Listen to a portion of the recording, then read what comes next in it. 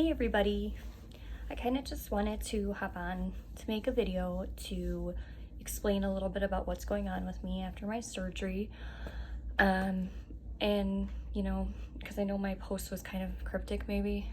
And it's also, it helps me to talk about it, so this is almost more for me. Okay, so first things first, I had a LEEP procedure on Wednesday, which was the 16th of July. And at that time, my doctor placed a cerclage, which is a mesh insert into my cervix to help carry, if I wanted to carry a baby full term, okay? The LEEP was to remove precancerous cells from my cervix. This next part, if anyone is faint of heart, don't look. But I have 4 incisions here on my stomach.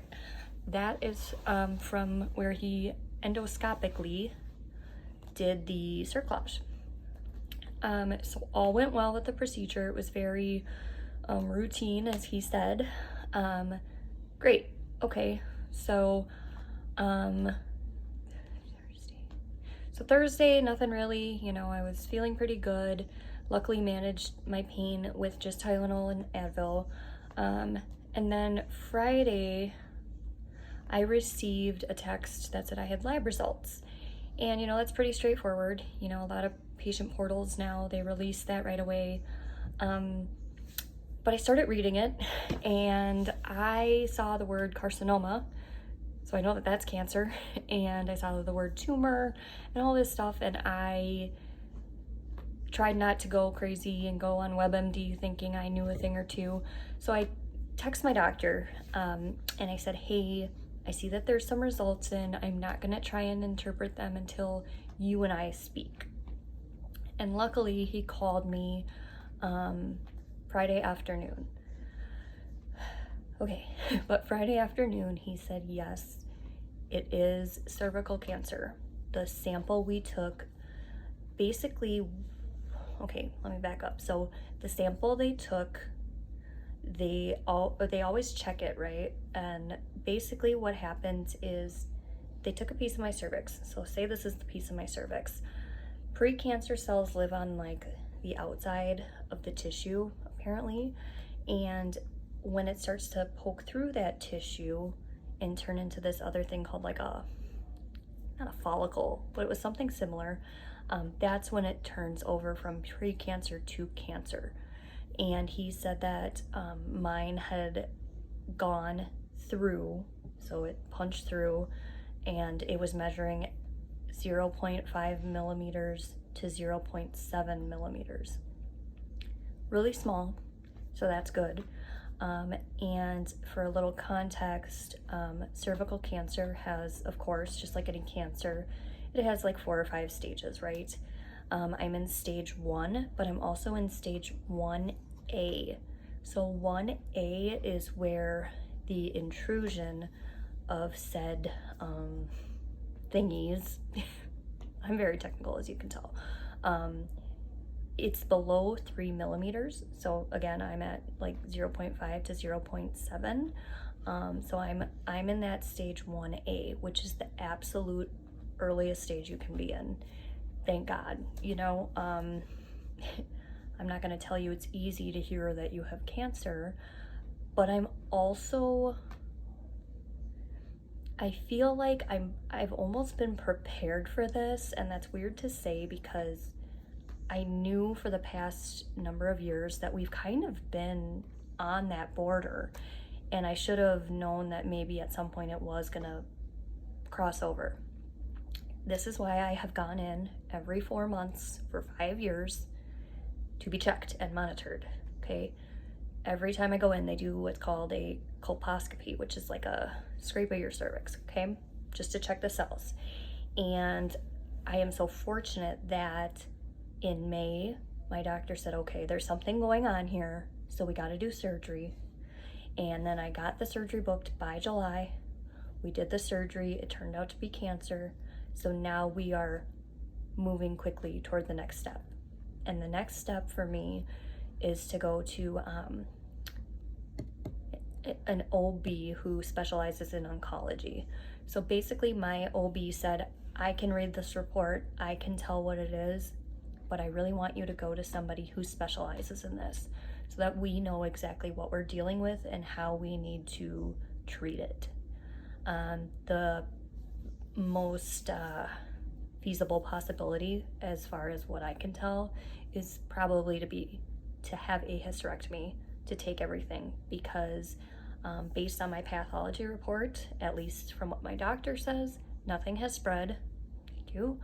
And it's been confined. And the one, not that there's a good thing about cancer, but cervical cancer is extremely slow growing. So luckily we have time, right?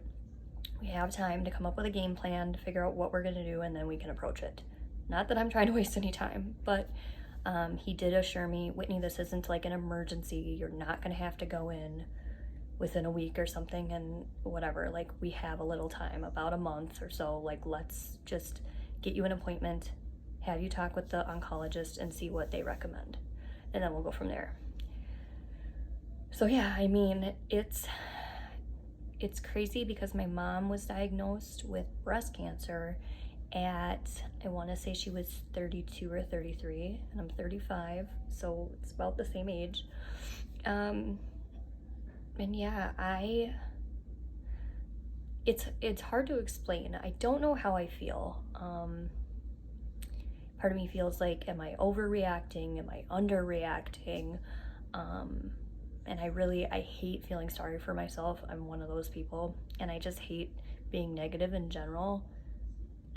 So it's kind of, it kind of screws with me a little bit. I've had some time to think about it, not very much time. It still hasn't really sunk in. I still feel like those are just words, right? And I feel like it won't really hit me until I'm actually at an oncology appointment for myself, not for my mom, for me. But yeah, I'm not gonna dwell on it. I'm not gonna be upset that this is the hand that I was dealt, because you know what? We all have different journeys. We all have different things. And if anything, I'm very fortunate that I have health insurance, that I've been able to monitor this, that I've been able to afford to go, and really just stay on top of my health. And I hate sounding preachy, you guys, but if there's anything wrong, if you feel anything, if you see anything, if you just, you might feel like a hypochondriac, but honestly, the best thing you can do is to be told it's nothing. Big deal. Yeah, you pay the bill for it, but at least you know. Because I feel like sometimes people just ignore things, expect them to go away, or if, whatever, I'll deal with that next year, I'll get that screening next year. Like, don't wait. We only have one life, we only have one body, and I sound like, oh my God, I'm sounding like such a whatever, but it's true. And I'm really lucky that seeing how my mom approached her cancer and how she always told me, you have to advocate for yourself, you have to advocate for your health, that stuck with me. And even when she when she was passing or close to passing, she said, Whitney, do not stop monitoring what's going on with you, because she was still alive when this all first started happening. And seeing that Snoopy before my surgery, I think that was my mom saying, this is where you're supposed to be, this is what you're supposed to be doing, and I'm with you. And so yeah, so I just wanted to let you all know, yes, I have cancer, very early stages, and I'm very, very, very hopeful that my treatment will be straightforward. And even if it's not, you know what, if I go to oncology and it's a little more complex than they think, or I need to do X, Y, and Z, then we're gonna do it, okay? I'm not saying I'm thrilled about it. I'm not saying like, hooray, I'm really glad that this happened to me. But I also don't want to dwell on it, because that's counterproductive. Like, it's not gonna do me any good to sit here and wonder why, or wonder if I had made different choices or done different things. That's just counterproductive. And I think that this is just going to be another learning experience for me, and something that I will learn something from, take something away from, and hopefully gain something. Again, I'm just very hopeful. I'm very positive. I appreciate everyone who has reached out. Some people think, that I wouldn't share this, but you know what? I'm somebody who sharing makes me feel good. I'm glad that I have a platform, a voice, you know, even if 5 people watch this, hey, 5 people watch it and they get the message. So I am hopeful that I will hear from scheduling for my oncology appointment, hopefully beginning of the week. So I will keep everyone posted on how that goes. But yeah, I just wanted to say thanks again. Thanks for thinking about me, everybody. I really sincerely appreciate it. And I hope to talk with you soon.